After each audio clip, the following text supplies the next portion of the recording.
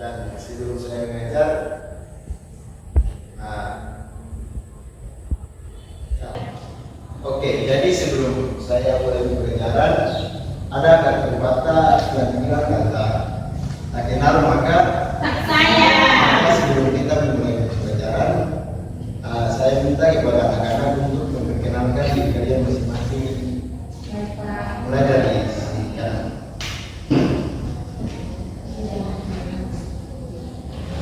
Assalamualaikum warahmatullahi wabarakatuh. Waalaikumsalam warahmatullahi wabarakatuh. Perkenalkan, nama saya Regina Megisila, biasa dipanggil Regina. Hai. Assalamualaikum warahmatullahi wabarakatuh. Selamat pagi. Perkenalkan, nama saya Suryati Umau, biasa disapa Yati. Saya di sini sebagai petugas. Pagi Pak dan teman-teman. Perkenalkan, nama saya Trice Sobore, biasa dipanggil Trice.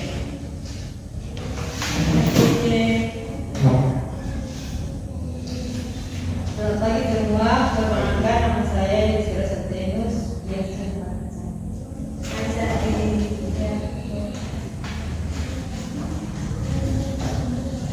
Oke, jadi sebelum kita memulai pembelajaran, saya mohon kepada ibu kelas untuk pimpin kita dalam doa.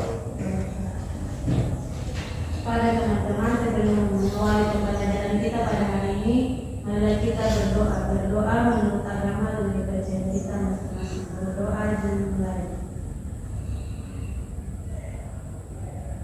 Berdoa selesai. Oke, jadi hari ini kita akan belajar tentang penawaran. Jadi berharap kepada anak-anak sekalian untuk memperhatikan apa yang akan Bapak sampaikan, karena materi ini sangat penting. Materi ini sangat penting. Materi ini juga akan berdampak pada kehidupan sehari-hari anak-anak. Jadi berharap anak-anak bisa memperhatikan. Jadi sebelum kita memulai,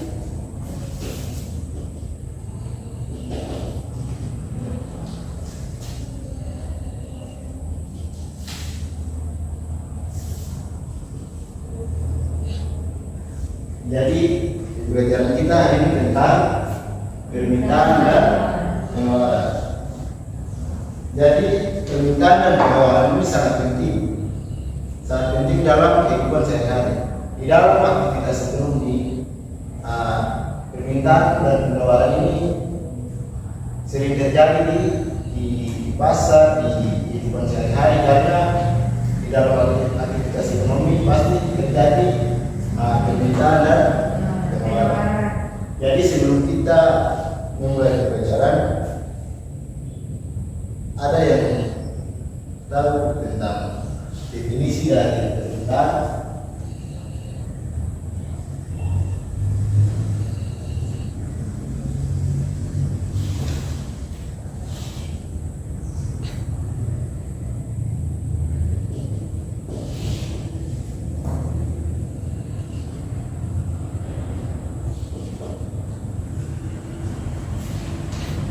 Jadi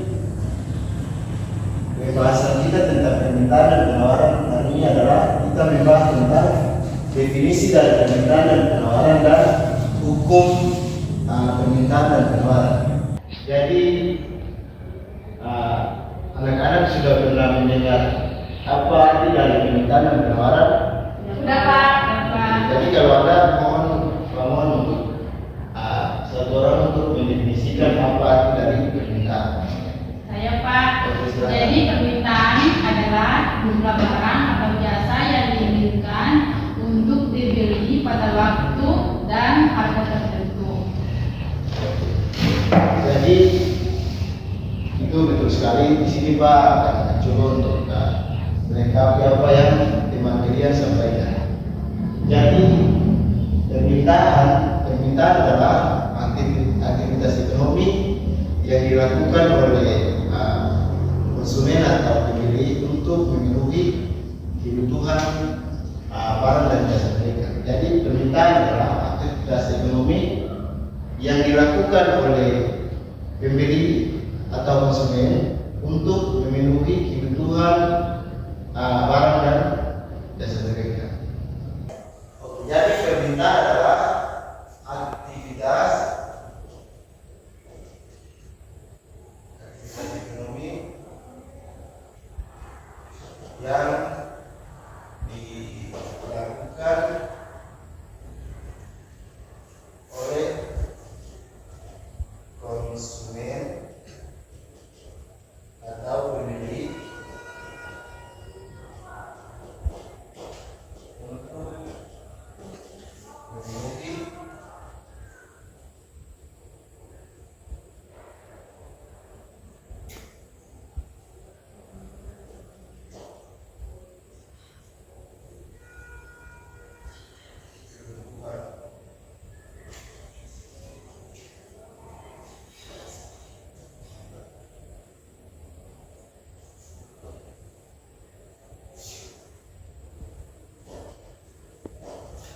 Jadi permintaan adalah aktivitas ekonomi yang dilakukan oleh konsumen atau pembeli untuk memenuhi kebutuhan barang dan jasa.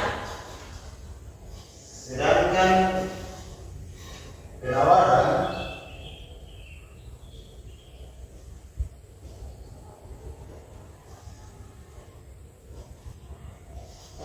sebelum Pak menerangkan tentang definisi dari penawaran, mungkin anak-anak ada yang tahu definisi dari penawaran?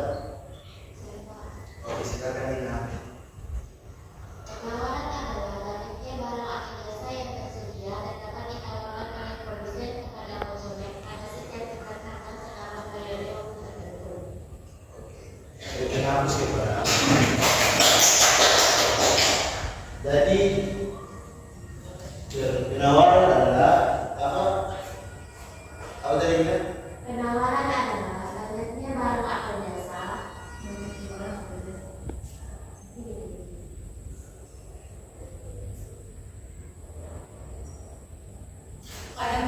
Chan. Oke. Jadi apa yang teman kalian jawab tadi itu sudah benar.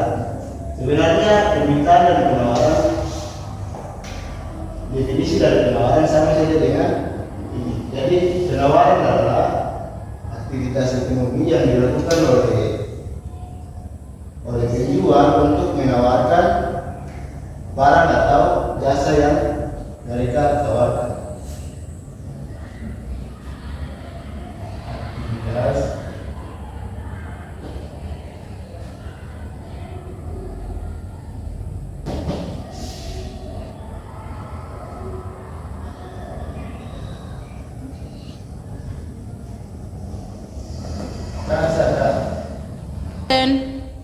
jadi penawaran adalah aktivitas ekonomi yang dilakukan oleh penjual untuk menawarkan barang atau jasa yang mereka tawarkan kepada konsumen.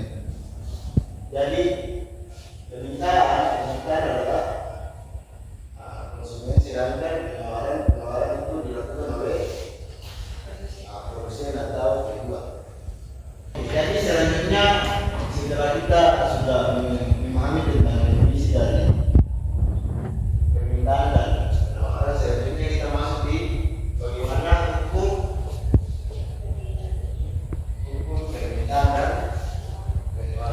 penawaran Pak.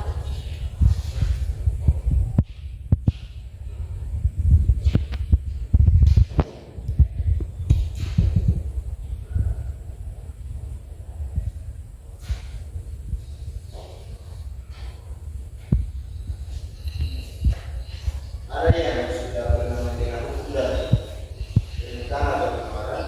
Saya Pak. Ya, silakan. Pak, hukum permintaan itu berbunyi jika harga barang naik, maka jumlah barang yang diminta akan turun. Sebaliknya, jika harga barang turun, maka jumlah barang yang diminta akan meningkat. Benar sekali. Penjelasan untuk jadi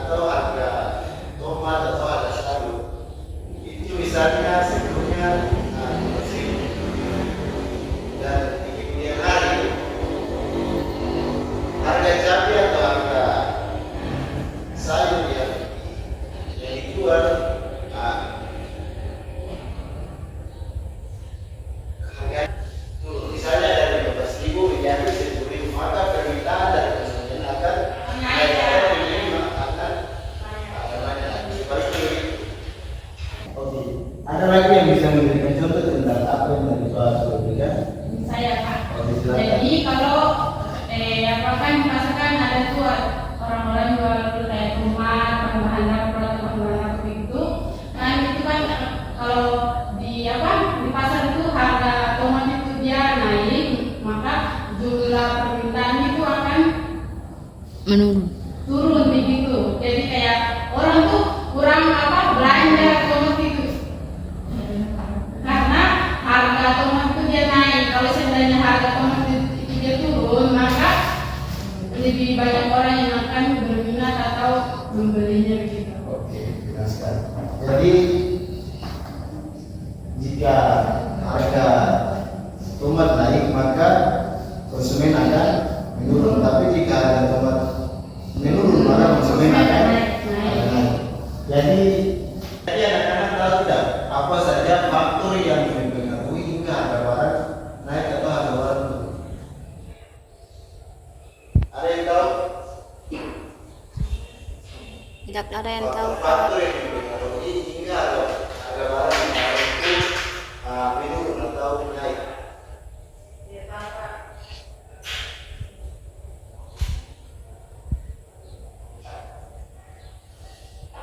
Jadi ada beberapa faktor yang tahu. Kalau harga barang naik itu dapat dipengaruhi oleh beberapa faktor, di antara itu ada permintaan, penawaran atau terdapat pada kualitas barang tersebut. Yang kedua itu kemajuan teknologi dan kondisi iklim. Oke. Jadi benar sekali apa yang saya sampaikan. Jadi jika harga barang naik atau turun maka itu bisa dipengaruhi oleh beberapa faktor. Yang pertama adalah selera konsumen itu berbeda. Yang kedua adalah Permintaan dan penawaran.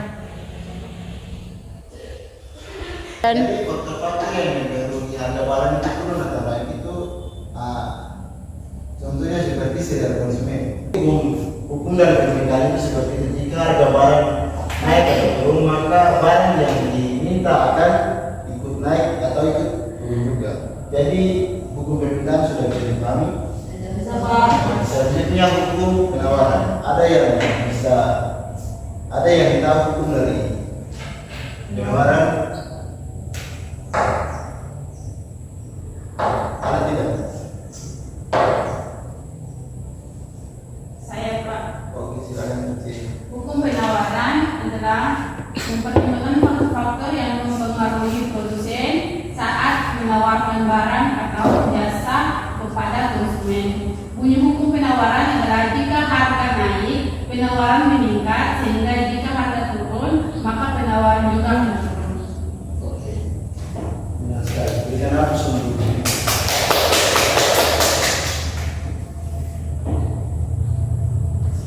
Jadi hukum penawaran adalah jika harga barang naik maka jumlah barang yang ditawarkan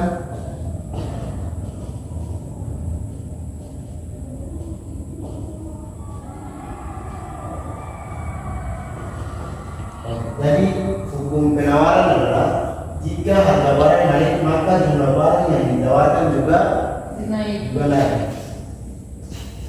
Ada yang bisa memberikan contoh tentang penawaran? Saya Pak. Oke, Ya, silakan. jadi contohnya itu seperti sekarang, yaitu sekarang kan Natal, maka yang dimana itu masyarakat itu intinya masyarakat yang agama Kristen itu sangat membutuhkan pohon Natal, yang dimana pohon Natal itu harganya itu kan mahal, ada yang 2 juta sampai 1 juta lebih, maka penawaran pada pohon Natal tersebut akan meningkat atau sehingga produksi pohon Natal itu meningkat karena penawaran sangat banyak. Bagus sekali ya. Jadi jika harga barang naik maka jumlah barang yang ditawarkan juga semakin meningkat. Contohnya yang tadi seperti kalian sebutkan di menjelang Natal seperti ini kan harga pohon Natal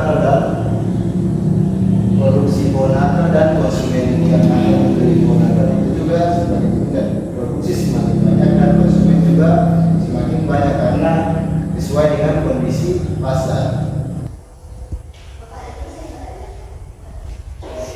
Ada yang bisa memberikan contoh? Saya Pak, contohnya itu Pak kalau lagi mau dekat-dekat Natal ini Pak, nah kan harga baju Natal itu akan mahal. Nah konsumen juga membutuhkan baju Natal untuk dipakai pas Natal. Jadi yang ditawarkan bajunya akan banyak, tapi harganya juga tinggi Pak. Iya, benar sekali. Jadi permintaan dan penawaran ini juga saling berhubungan. Jadi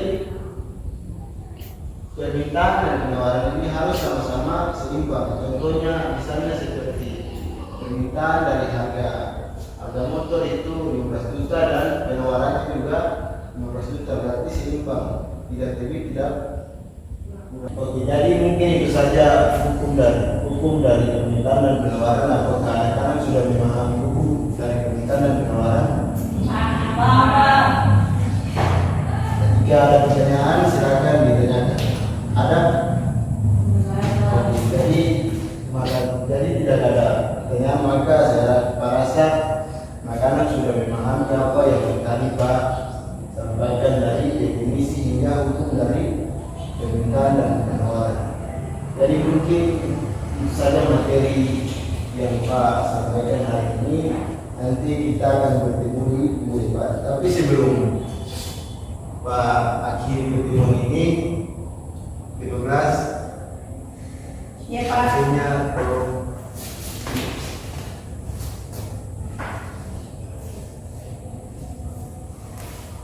Oke, sebelum mengakhiri pertemuan, Pak ingin langsung dulu. Regina, Hadir Pak. Suryati, Hadir Pak. Ice, Hadir Pak. Santi, Hadir Pak. Setia. Sakit Pak. Di hari ini masuk Pak. Oh, baik. Jadi hanya 5 orang di kelas ini ya. Iya Satu Pak. saja tinggal 4 orang. Oke. Sebelum Pak keluar, Pak ingin memberikan tugas kepada kalian dan tugas ini akan dikumpulkan minggu depan. Jadi tugas yang Pak berikan adalah berikan definisi tentang permintaan dan penawaran dan contoh-contoh kasus yang terjadi di pasar dan di kehidupan sehari-hari anak-anak tentang hukum dari permintaan dan penawaran.